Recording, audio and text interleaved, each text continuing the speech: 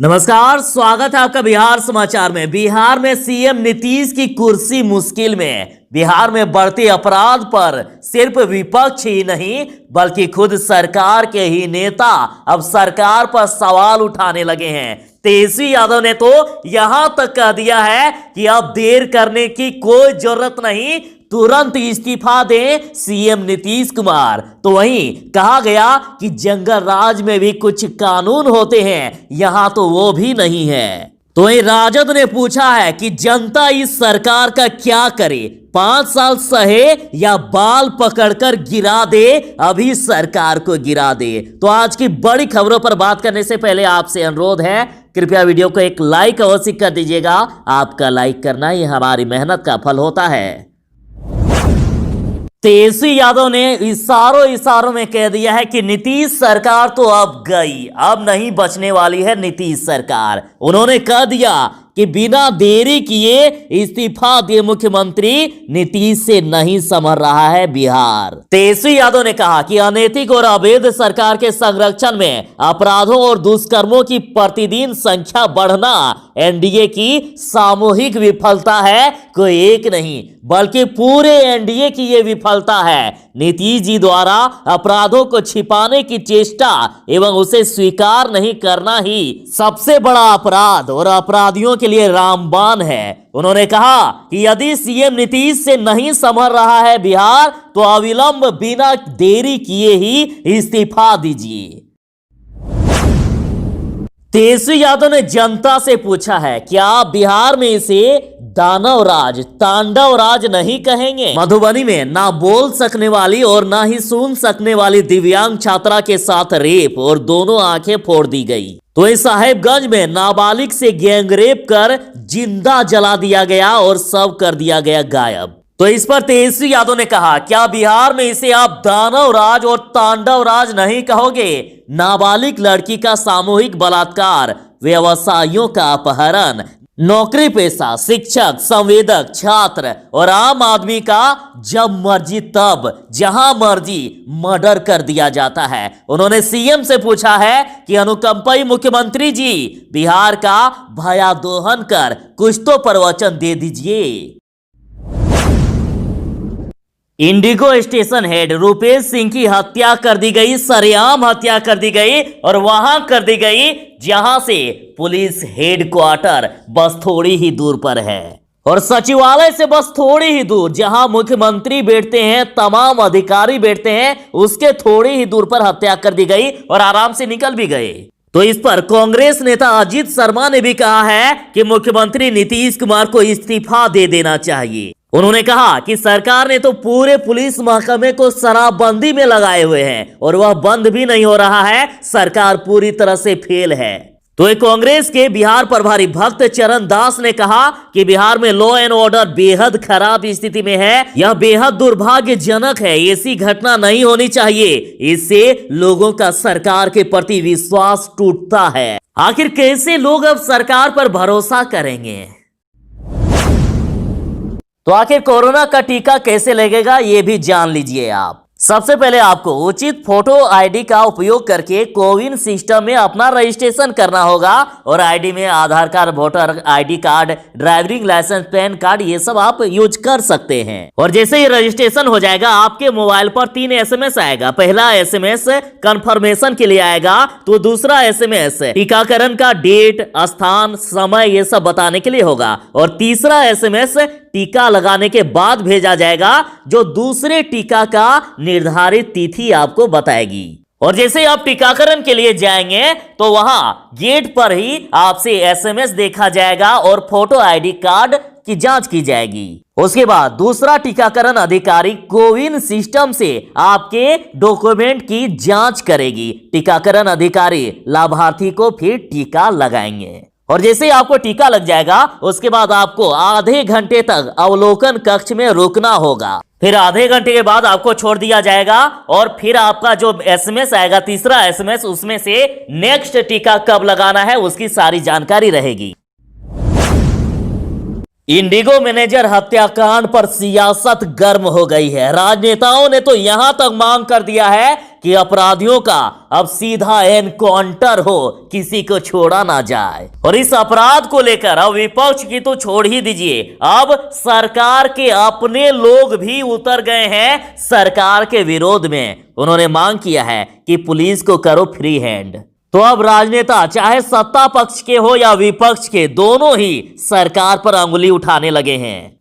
पप्पू यादव ने कहा है कि सीएम नीतीश कुमार किस बात की समीक्षा कर रहे हैं। उन्होंने कहा कि पुलिस को अब फ्री हैंड करने का समय आ गया है। बिहार में अब अपराधियों का एनकाउंटर करने की जरूरत है। तो ये राजद के मृत्युंजय तिवारी ने कहा कि अपराधियों का सुनामी आ गया है बिहार में। ये सरकार अपराधियों के सामने नतमस्तक है। सरकार बताए कि आखिर कब तक जनता अपराध से कराती रहेगी। तो ये खुद सरकार के ही बीजेपी के नेता विवेक ठाकुर ने कह दिया, यदि 3 से 5 दिन के अंदर अपराधियों को नहीं पकड़ा गया तो सीबीआई को ये जांच सौंप देनी चाहिए। उन्होंने सवाल उठाया, शहर के बीचों बीच ऐसी घटना हो गई, कोई सीसीटीवी फुटेज आखिर क्यों नहीं है।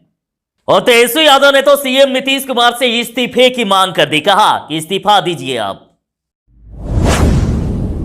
माननीय सुप्रीम कोर्ट ने कृषि कानून पर फैसला तो सुना दिया, लेकिन इससे किसान खुश नहीं है। कृषि कानूनों की कॉपी जलाकर आज लोहड़ी मनाएंगे किसान और पर्व मनाने दिल्ली आ रहे हैं प्रदर्शनकारियों के परिवार। अब होगा बड़ा बवाल।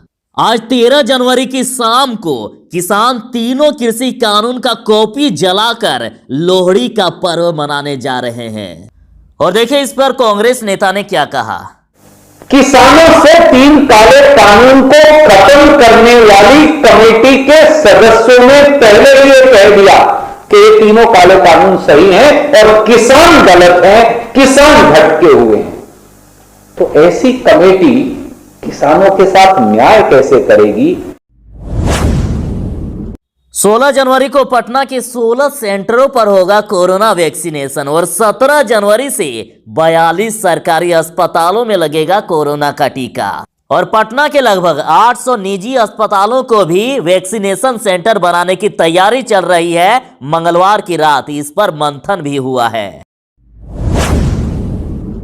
तेजस्वी यादव ने बिहार में बढ़ते दिन दहाड़े अपराध पर सीएम नीतीश कुमार से सवाल पूछा है। देखिए, विवाह भवन में चल रहे बर्थडे पार्टी पर ताबड़तोड़ फायरिंग। तो मुजफ्फरपुर में विवाद में बीच बचाव करने गए ऑटो चालक को गोली मार दी। तो मधेपुर में दरवाजे पर सो रहे अधेड़ के सीने में मार दी गोली और गंभीर हालात। तो इस पर तेजस्वी यादव ने सीएम नीतीश से पूछा है कि सिद्धांतहीन विचारहीन मुख्यमंत्री श्री नीतीश कुमार में यदि इतनी भी नैतिकता बची हो तो आगे आकर बढ़ते अपराध पर कुछ स्पष्टीकरण ही व्यक्त कर दे। तो अभी जो 16 तारीख से कोरोना का वैक्सीन दिया जाएगा, तो फ्रंट लाइन वर्कर्स जरा ध्यान दीजिएगा। आपके रजिस्टर्ड मोबाइल पर मैसेज आएगा और मैसेज करके आपको बुलाया जाएगा। 300 सेंटर बनाए गए हैं, हर एक पर 100 फ्रंट लाइन वर्कर को रोज टीका लेने के लिए मैसेज देकर बुलाया जाएगा। रजिस्ट्रेशन करा चुके 4,62,026 स्वास्थ्यकर्मी के साथ 1,41,000 पुलिस कर्मियों को अब कोविशील्ड वैक्सीनेशन के लिए एक मैसेज का इंतजार करना होगा। ध्यान दीजिएगा, 16 तारीख को 10:45 से कोरोना वैक्सीन देने का काम शुरू कर दिया जाएगा। सुशासन का खत्म हो गया है इकबाल, सहमा है पूरा बिहार। हाई प्रोफाइल रुपेश हत्याकांड में 2 संदिग्ध अभी हिरासत में। बता दें कि रुपेश को 10 गोलियां मारी गई, 10 गोली मारकर सीना छलनी किया गया। और इस घटना से न सिर्फ राजधानी पटना बल्कि पूरा बिहार सहम उठा है। अब लोगों को लगने लगा है कि वाकई बिहार में जंगल राज आ गया है। तो इस पर राजद ने सीएम नीतीश कुमार को दुशासन बाबू कहा आम हो या खास, रसूखदार हो या गरीब हो, हर इंसान की जान की कीमत उनके परिजनों के लिए अमूल्य है दुशासन बाबू। हम जानते हैं कि यह आप नहीं समझ पाओगे। सिर्फ मीडिया का मुंह बंद करके अपराध बंद करना संभव होता तो बिहार वासी पिछले 15 साल से सहम कर जीने को सापित नहीं रहते।